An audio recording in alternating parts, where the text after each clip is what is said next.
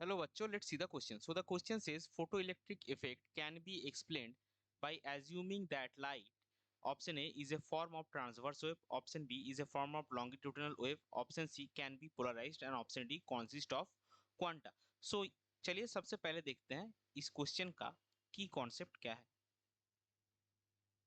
सो इस क्वेश्चन का की कॉन्सेप्ट है फोटो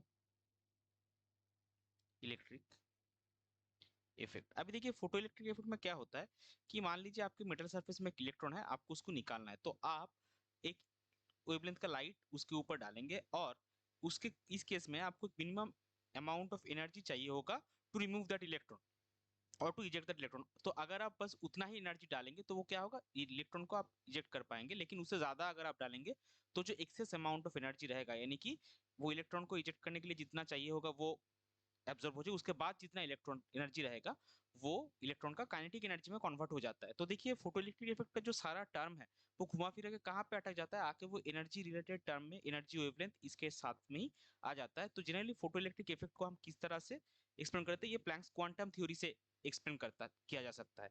तो उसके लिए हमको क्या एज्यूम करना पड़ेगा, दैट फोटो इलेक्ट्रिक,